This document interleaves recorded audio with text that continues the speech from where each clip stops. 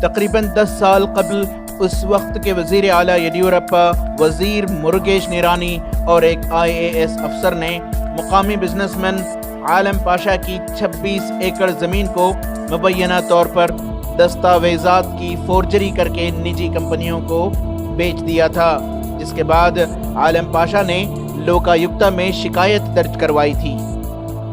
एक तवील मुद्दत के बाद जनवरी के महीने में इस मामले की सुनवाई के दौरान कर्नाटका हाई कोर्ट ने लोकायुक्ता को हिदायत जारी किए थे कि मज़कूरा केस को आगे बढ़ाया जाए और वजीर आला येडियूरप्पा व दीगर मुल्जिमीन पर कार्रवाई की जाए। इस मामले से घबराते हुए येडियूरप्पा ने सुप्रीम कोर्ट का दरवाज़ा खटखटाया, जिसके नतीजे में सुप्रीम कोर्ट ने वजीर आला येडियूरप्पा की गिरफ्तारी पर तो रोक लगाई, लेकिन हाई कोर्ट की हिदायत को बरकरार रखा।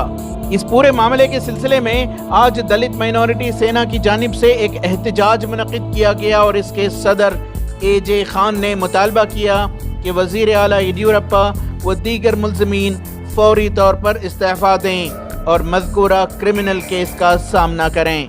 उसका सील, सिग्नेचर, वो जो भी पेपर्स थे वो जो थे वो फोर्जरी था। ये लोकायुक्ता केस में प्रूव हुआ है और क्रिमिनल केस हुआ है मुरुगेश निरानी और येडियूरप्पा के ऊपर और एक IAS ऑफिसर है इनके ऊपर।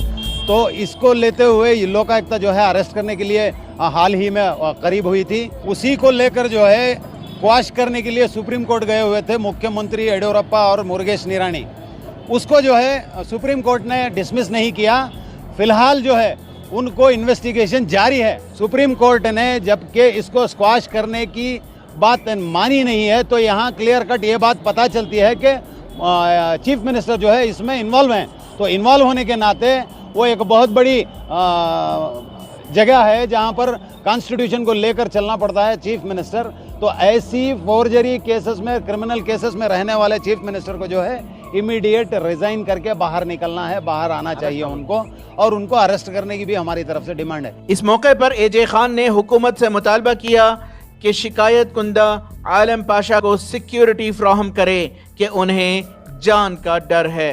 तक जो है हमारे मुल्क में हमने देखा है, जब कभी भी ये करप्ट ऑफिशियल्स के ऊपर जब आवाज़ उठाते हैं ऐसे लोगों को मार दिया गया है, चाहे वो बड़े बड़े ऐसे लोग हैं। ठीक इसी तरह से आज हमारा डिमांड है, वो जो कंप्लेनेंट है आलम पाशा, जिन्होंने इनके ऊपर केस किया हुआ है, उनको हुकूमत जो है कम्प्लीटली सिक्योरिटी देना है। उनको सिक्योरिटी देते हुए जब तक ये केस हो या फिर और भी काफ़ी सारे केसेस हैं उनके ऊपर, वो जो है ऐसे करप्ट लोगों के ऊपर केस करते हैं वो लोग, तो वो आलम पाशा और उनकी ऑर्गेनाइजेशंस को जो है कम्प्लीटली सिक्योरिटी देना हुकूमत को आज हमारा डिमांड है। आने वाले दिनों में जो है हम लोग अगर ये रेजिग्नेशन नहीं देंगे तो स्टेट लेवल में बहुत बड़ा प्रोटेस्ट किया जाएगा, बहुत बड़ा एहतजाज किया जाएगा। ETV भारत के लिए बेंगलोर से रफीक जब्बार की रिपोर्ट।